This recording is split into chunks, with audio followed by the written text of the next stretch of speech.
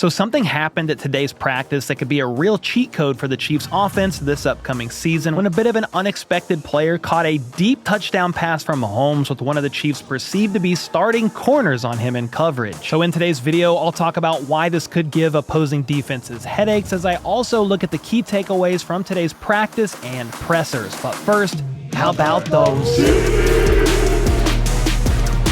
Alright, first up, another practice went down today with the media in attendance as well as Big Red and several players speaking with them afterwards. Andy Reid shared that it's been a good week of practice with one more still to go tomorrow. They've been prioritizing the AFC West opponents, their divisional rivals this week, which is obviously very important because if you win the division, you get a playoff berth. KC is looking to win the West 10 years in a row, which is pretty crazy. The most division titles won in a row was the Patriots with 11 from 2009 to 2019, so KC isn't too far off from tying or even beating that one in the next couple of years. With this being phase 3 of OTAs, the practices are still padless with no real contact allowed. That goes for mandatory minicamp next week as well, but we should see almost a full participation from the entire roster, aside from maybe right guard Trey Smith, who is currently on the franchise tag but hoping to get a long-term deal done by mid-July. He's one of the very few players, if not maybe the only player, that hasn't shown up at all during OTAs, and he wasn't there once again during today's media look. In fact, there were 5 players absent in total, with those being wide receiver Juju Smith-Schuster, tight ends Travis Kelce and Trey Watson, Drew Tranquil, and then of course Trey Smith. Again, all of these guys, aside from Trey Smith, have attended prior, so no real big deal there, although Trey Watson is a bit banged up. I'll talk about that in a minute. And before I get to who was there yet limited, Andy Reid was asked about Trey Smith and whether or not he thought Trey will attend mandatory minicamp next week. And his answer was just worth sharing. We'll see. I don't know that, to be honest. I mean, these things are, we'll see where he goes.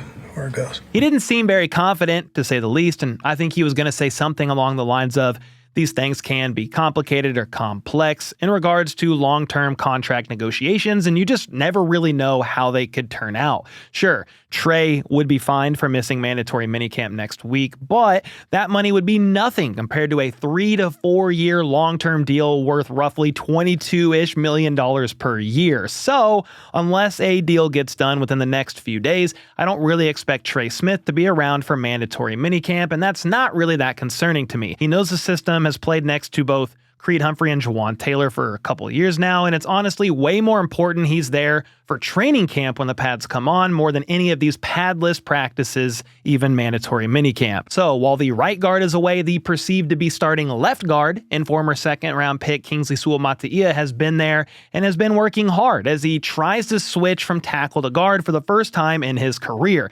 Big Red said that Kingsley learned a lot last year. It was rough initially, but he was thrown in there at left tackle, and for a young guy on a championship caliber roster, that's not an easy thing to do. He looks more comfortable at guard though, and seems more comfortable there overall on the inside. A plus to that is he'll be able to go up at times against Chris Jones at training camp, which will definitely help him as he tries to block the best defensive tackle in all of football. In theory, anyone he goes against this season should not be more of a threat than the CEO of Sack Nation himself.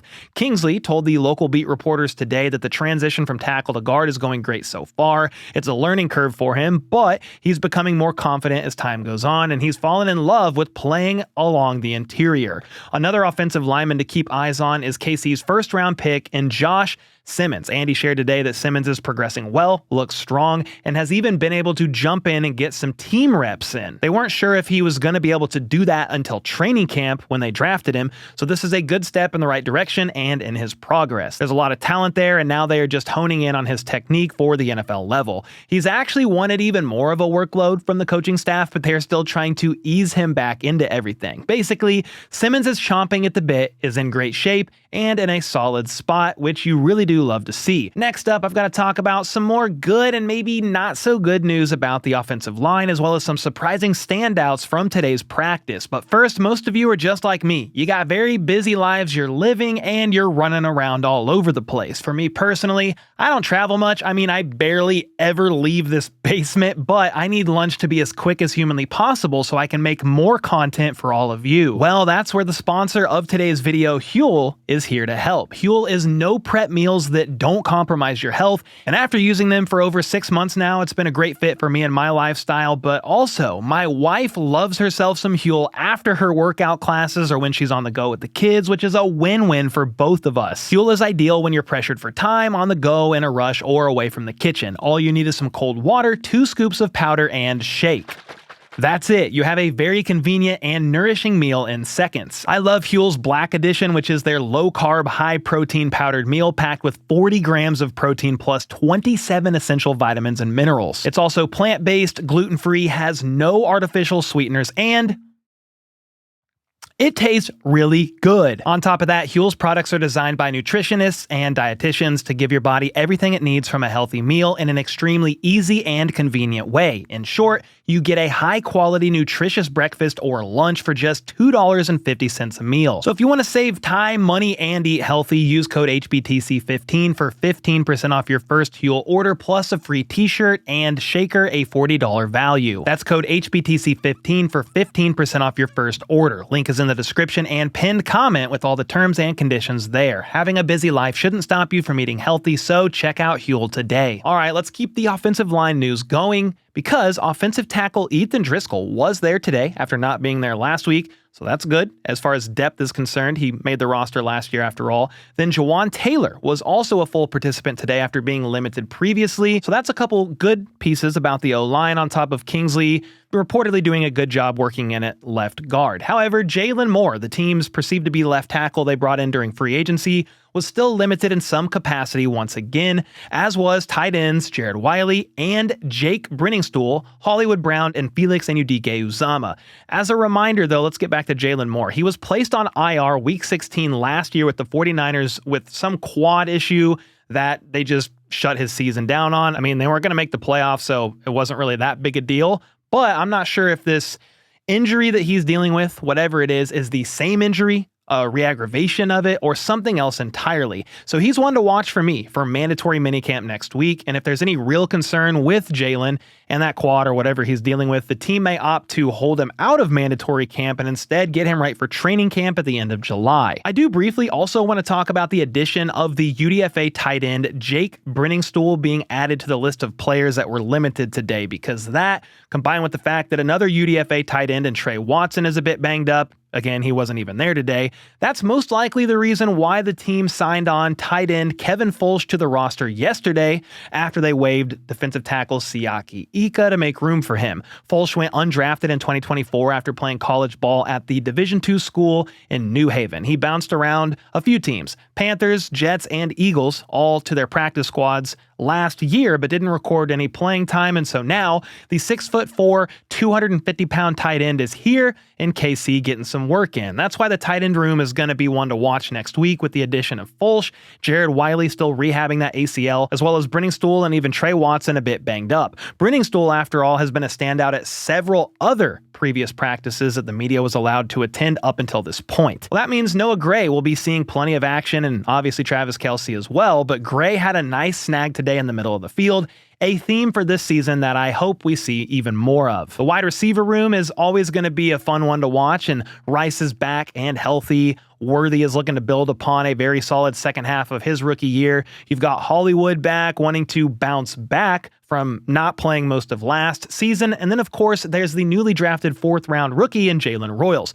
Regarding Royals, Andy Reid complimented him when asked about him today at his presser, saying he's a sharp kid that reminds him more of Rashee Rice, a bigger guy with a thick lower body. He picks stuff up quick and puts his head down, doesn't talk a lot, and gets to work. Speaking of Rice, he had a busy day today with 5 catches during team periods, which is no real surprise considering he will most likely be the most productive player on offense this year.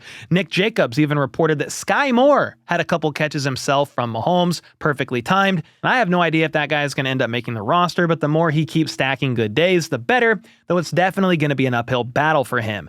And then cornerback Nazeeh Johnson, he had a standout play last week, but then again, multiple beat reporters mentioned him as having what could have been the play of the day today as he jumped a route, tipped up a pass, and picked it off wearing these little weird mitt things. He also had a nice goal line deflection, so there's a guy climbing the ranks that'll be one to watch. Obviously, a lot of fans are down on him from having just a tough time last year, but I do have him at this point in time making the 53-man roster as depth in the secondary, but also as a core special teamer for Dave Toub. Speaking of corners, after being limited the past couple of days, this is some pretty good news here that I didn't mention earlier, but Christian Fulton was back out there in full capacity after being limited the last couple of media looks. He's a very key addition to the defense, so we want this man to stay healthy, and I like to see his progress moving forward. Another player in the secondary made a solid play today, with that being somebody else I hope balls out this season, and that is safety Jaden Hicks. He made a great play on the ball to break up a pass downfield while in coverage against Xavier Worthy. That is not an easy task. Jaden Hicks has some pretty big shoes to fill after the departure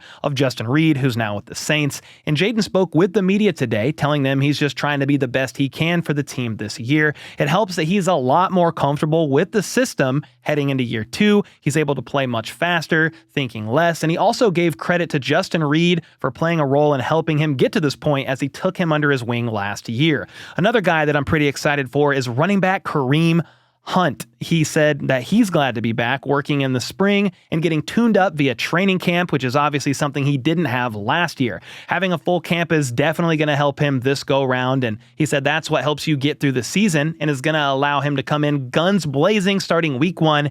And I like to hear that one. Kareem decided to come back to KC, by the way, because he feels like there's some unfinished business after the Super Bowl loss. Plus, he's got a good relationship with a lot of the coaches and his teammates. One of those teammates is KC's 7th-round pick in Brashard Smith, and Kareem Hunt said he's very versatile, quick with good speed, and overall, the running back room is a strong one. All right, and get this. There were some beat reporters talking about a deep pass that Brashard Smith caught at today's practice, and Pete Sweeney later this afternoon broke this down in a little bit more details. This is pretty crazy and is a bit of an unexpected, pleasant surprise for a couple different reasons I'll explain here in a second. But he said later in 7-on-7s, rookie running back Brashard Smith lined up outside one-on-one against cornerback Christian Fulton with the go route call. Smith showcased that sub 4.4 speed and got about 3 steps on Fulton, and Mahomes delivered it deep down the field for a touchdown. I get it, padless practices, but this is against one of the perceived to be starting cornerbacks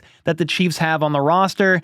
And this is insane when you think about the cheat code that this could be. Brashard Smith, yes, we know, he's a converted wide receiver, but I think about a play last year where they had Pacheco motion out and they had a favorable one-on-one matchup from him. Mahomes chucked it down the right sideline and Pacheco dropped it. Brashard Smith is probably not dropping that pass. I'm just going to keep it a buck. So the interesting development that popped up today was mainly in my brain, but it was from OTAs, the practice, and the standout play here from Brashard Smith, because if you could have him out there on the field on a definite passing down, you motion him out left or right, doesn't really matter, and you pair up Brashard Smith, converted wide receiver who runs a sub 4.40, and you can match him up against either a linebacker or a safety.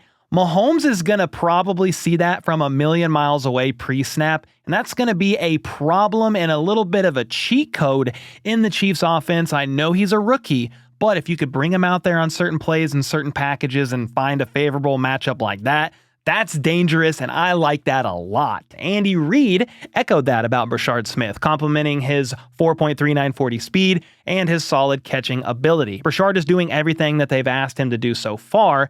However, Andy Reid added this portion of the offseason, the way that they have to run the practices, it's tough to truly evaluate both linebackers and running backs. I think something similar could be said of the trenches with no pads on and contact being limited, but hey, it's all we really have to go on at this point in time, so we'll take whatever we can get. We'll really see how things go for some of these guys when the pads come on end of July when training camp starts. Before that, though, again, is mandatory minicamp next week from Tuesday the 17th to Thursday the 19th, so stay tuned for that because there will be a lot of takeaways once all is said and done. So make sure to let me know who you want to see make some standout plays next week, or maybe even get healthy, or be there like Trey Smith. That means a deal would get done. Let me know all that in the comments down below. And until next time, let's go. Let's freaking go. How about those?